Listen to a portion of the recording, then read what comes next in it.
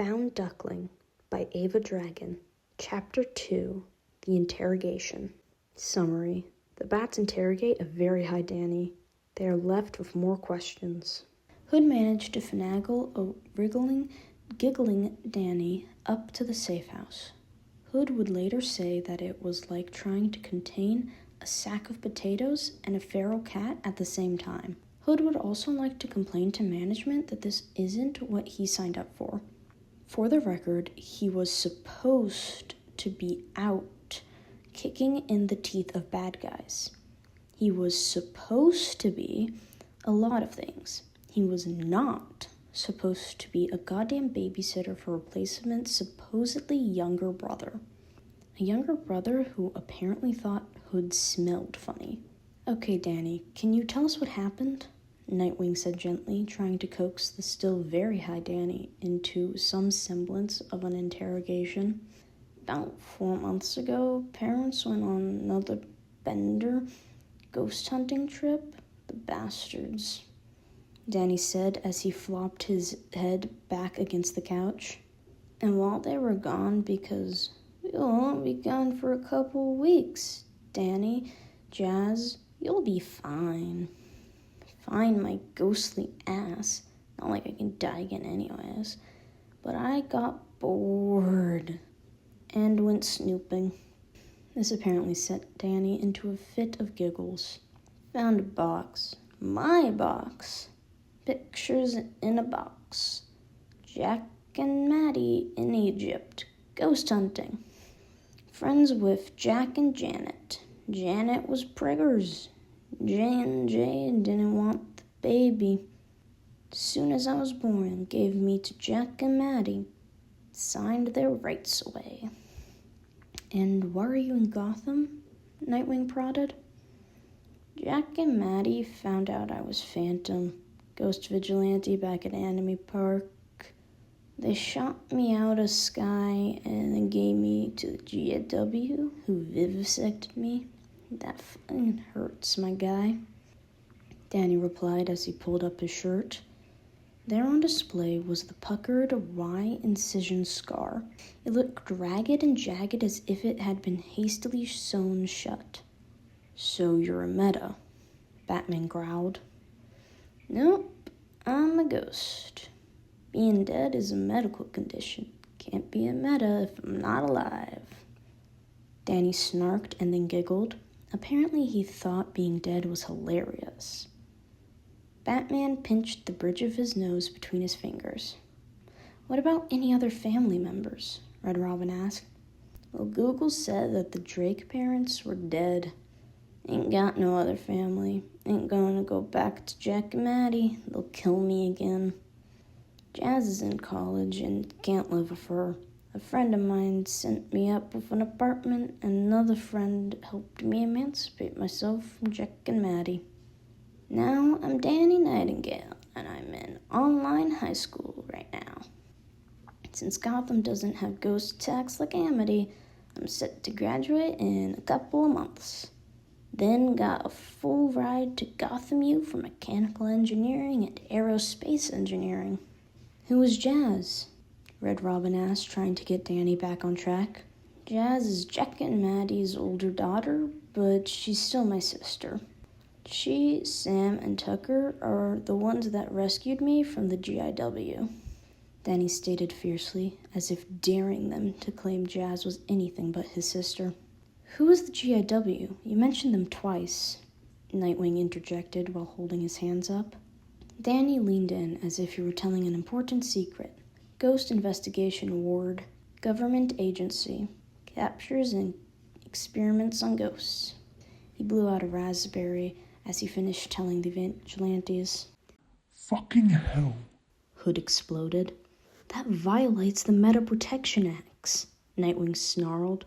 Not a meta, and it's called the Anti-Ectoplasm Control Acts. All perfectly legal.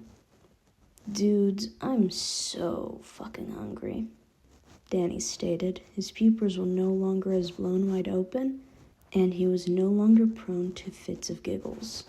Red Robin's fingers were typing furiously on his wrist computer to look up the axe that Danny just mentioned. Yo, Hood, my guy. Figured out why you smell funky. You got some rank-ass ecto in you. 4 sets of eyes snapped to Danny. What do you mean? Hood growled. Ectoplasm? Bright green, goopy stuff? Don't know where or how you came into contact with it, but how it got stuck inside of you is rank as fuck. I could, fix it. Might hurt a bit, might not. Danny said as his eyes stayed blue and quit flickering. What do you know about the Lazarus Pits? Hood snarled lowly, his voice modulator accentuating each word. Laza who now? Danny asked, very much confused. He grabbed his head as he could feel a headache building. Excuse him for coming down from a very bad high on top of being moderately concussed. Bright, toxic green, hot, bubbling pits. Kills the healthy, heals the sick and dying. I was dunked in one sometime after I dug myself out of my grave. Hood explained. Danny cocked his head to the side, trying to fight through the pain in his head. Well, ectoplasm isn't supposed to be bubbling or hot or in a pit. Sounds like you got dunked in, well, basically sewage runoff from the infinite realms. But I'd have to check with my ghost doctor Frostbite on that. He might know, and if he doesn't, he can find out. We've gotten off topic. What were you doing in that warehouse? Batman interrupted. How am I supposed to know? I was at work, Bat Dude, when the scarecrow bitch attacked. The coffee shop closed down. Next thing I know, there was this red and purple cloud thingy. I forgot that I didn't need to breathe, so I might have sucked some of that cloud shit in. And then someone hit me on the back of the head, and then I think I remembered them putting something else like a rag or something on my face. Still forgot that I didn't have to breathe. When I woke up, I was in the warehouse, and they were saying something about calling the Drakes for ransom. Lost cause there. I'm just a priest who lives in Crime Alley. Can't get much ransom out of that. The 4 Gotham bats looked at him in shock. Did Danny not know? Was he truly that naive? Danny let out a pained groan, and something on his face had Hood scrambling for a trash can. He was barely able to get it shoved under Danny's face before Danny was violently ill. Nightwing rushed to the kitchen to get him some water for when he stopped, and Red Robin found a cloth to wash his head in. Batman was looking over at Danny and could see a healed gash on the back of Danny's head, where he'd been hit. Danny heaved a few more times, and then his eyes rolled to the back of his head and he slumped backwards completely unconscious. What the absolute fuck? Hood asked, flabbergasted. Are we going to ignore the fact that he was basically in the thrall of fear gas this entire time, and instead of tweaking out of his mind on fear, he basically was on truth serum? Red Robin practically shrieked. This caused the other 3 to snap their eyes to him and stop whatever they were going to say. What? Batman finally grunted out. Daniel James Drake, born in Tanta, Egypt, to Jackson and Janet Drake on October 31st, 2008. All parental rights were signed over to Jackson and Madeline Fenton same day. They moved to Amity Park, Illinois in 2010, where they settled down. Danny was hospitalized for a week when he was 14 for an unspecified accident that left him with bradycardia and hypothermia. He has Lichtenberg figures that start on his middle finger of his right hand and travel up his arm and through his chest and center over his heart. Nightwing went over to Danny and lifted his sleeve. 2 years later, and those Lichtenberg scars were still visible. Shortly after the accident, beings known as ghosts started attacking the town. Another being called Phantom started protecting both the ghosts and the townspeople. Wait just a second, didn't Danny say he was Phantom? Hood interrupted. Mm-hmm. He also said that the Fentons gave him to the Ghost Investigation Ward, who vivisected him. And yes, they have a file on Phantom. Haven't been able to see that file yet. I want to wait till I'm at the Bat computer for that, Red Robin responded. B, you're not going to like the acts he told us about either. This is league-level shit. Batman grunted. How long has he been operating as Phantom? Nightwing asked while changing the cloth on Danny's forehead. Danny whimpered in his sleep. From what I can tell, about 2 years, Red responded. Fuck. Hood snarled. Batman visibly blanched. It gets worse. If what he's saying about being a ghost, it means that the accident from 2 years ago killed him, at least partially. And then he didn't have anything like a mentor or training. He's been on his own the whole time. I don't know if anyone in Amity Park ever reached out to the Justice League, but it's not looking good, Red said quietly. Fuck. Hood exploded a second time. Everything about this kid set his teeth on edge, but at the same time, the pit in his head had been oddly quiet. Maybe Bird, since he's supposedly your brother, will let you take the reins on this, Nightwing said decisively. He's already had his medical autonomy taken away once. When he wakes up, we'll see if he wants to meet his brother and do a DNA test. From there, we'll see what he wants. Even if the DNA doesn't match, it sounds like he has a life already planned out. He didn't seem like he was going to come to us for money. It sounded like he had all but given up. So the old man talks to the Justice League. Some of this shit should never have been left to a 14-year-old to handle by himself. Nightwing heads back to the cave to get everyone there up to speed, and Replacement and I wait here till the kid comes around and we talk to him. Hood said with a hint of finality. I can also make sure the kid eats something. God only knows he probably hasn't been eating much for how light he was, carrying his twink ass over here. Batman grunted in agreement, and then both Batman and Nightwing left. Make sure to keep comms open, Batman reminded Hood and Red as he climbed onto his bike. He'd already given the computer in the Batmobile the order to send it away. Hood and Red sat quietly while waiting for Danny to wake. They were each lost in their own thoughts. Red was thinking that he would have a part of his family back. But if everything that Danny had told them was true, then his life wasn't any better. It held a shit ton of neglect and trauma on top of that. Hell, the kid had lived through being vivisected for fuck's sake. Hood was thinking about what Danny had offered, about fixing the pit rage. He was seriously thinking about taking the kid up on his offer. Batman and his stick-up-the-ass paranoia be damned.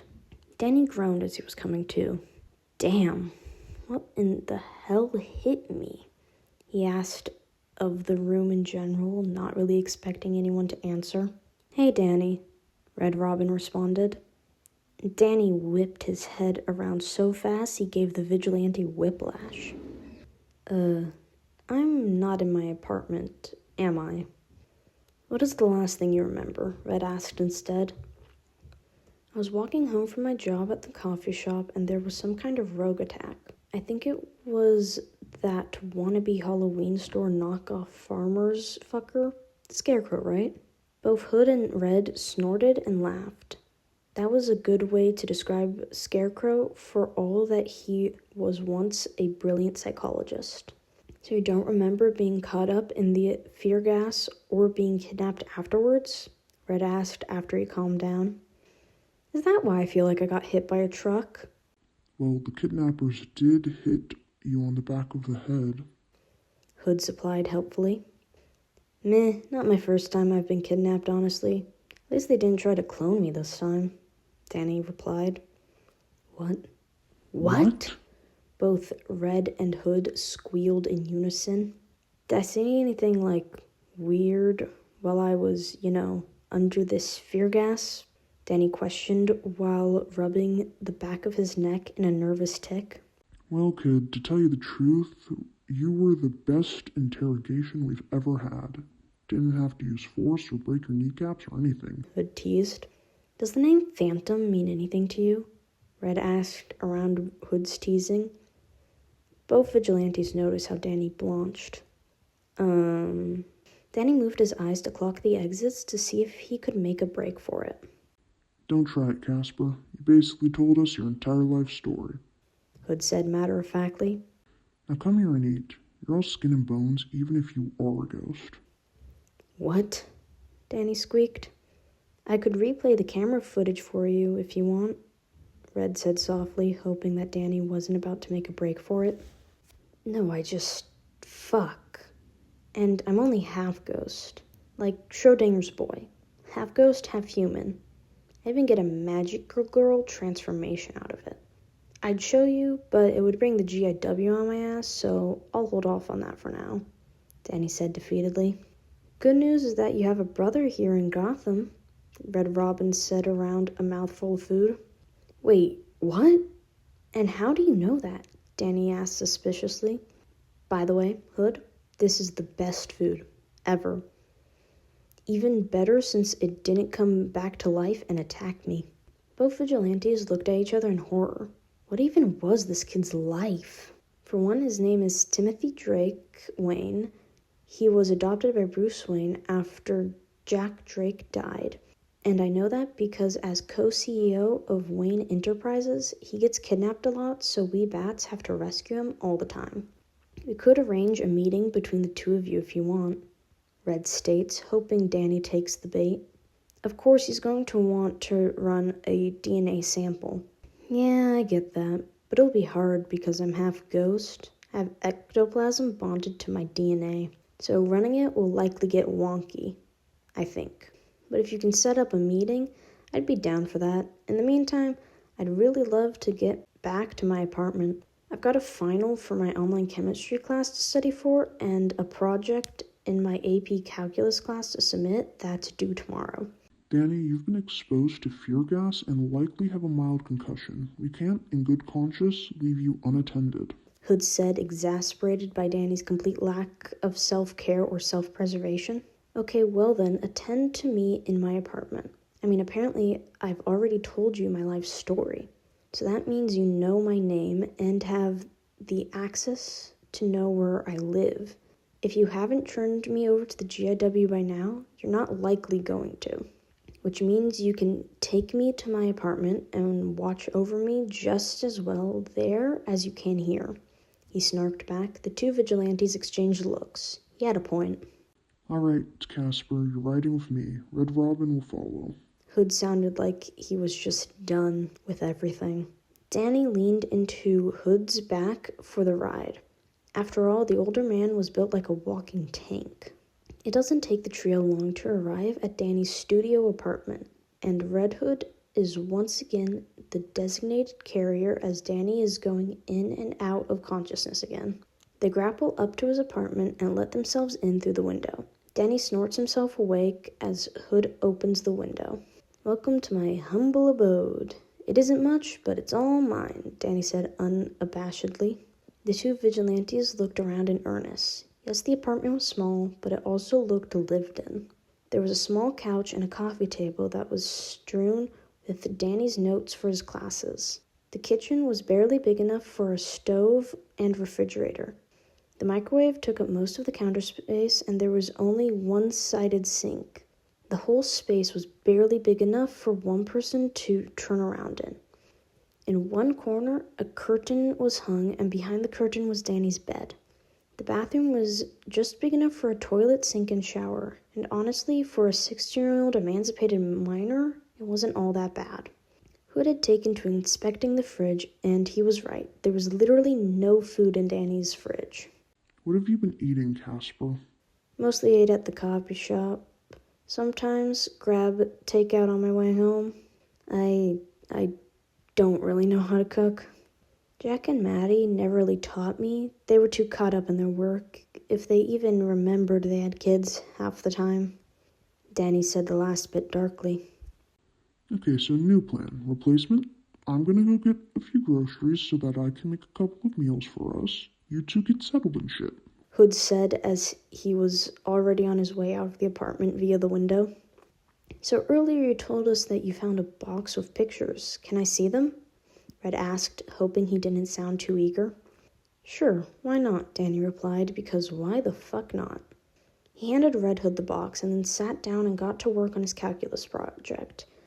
Both were lost in their own worlds when Red heard a soft thunk. He looked up to Danny asleep at his coffee table. The thunk was Danny's head hitting the table. Red Robin put the pictures down and went over to his brother, studying him. He carefully brushed back Danny's hair so he could see more of his face. He couldn't believe it. After all this time, he had a brother. He heard Red Hood coming up the fire escape and made his way over to the window to open it for him. He motioned his adoptive brother to keep quiet. Hood got the message. Think he'll wake up if I put him in his bed? Sleeping like that can't be comfortable. Hood whispered. I think he'll be fine. Put him to bed. God knows he needs it. Red whispered back. Hood went over to Danny and very gently cradled the younger boy to his chest. Red Robin went over to the curtain and drew it back so that Hood could lay him down. Danny never even stirred. He snorted once his head was on his pillow and mumbled something about kicking Skulker's ass, and then he stilled again. Both vigilantes heaved a sigh of relief. Looks like we're having a sleepover. Hood sighed as he put the groceries away. Yep, Red replied. Notes. Bats. Asks question. Danny. Tells whole life story. Pretty stars. Bats. What the fuck? Danny. I'm gonna be sick now. Danny. Did I say anything weird? Bats. You mean other than your whole life story? Danny. That's just a normal Thursday for me. At least my kidnappers didn't try to clone me. Bats. Again, what the fuck? Danny. Y'all come back to my place. I have school. Bats. Does stranger danger mean nothing to you? Danny. I mean, yeah. But like, I've already told you my life story, so... I guess. Hood. B is, like, morally obligated to adopt this kid now, isn't he?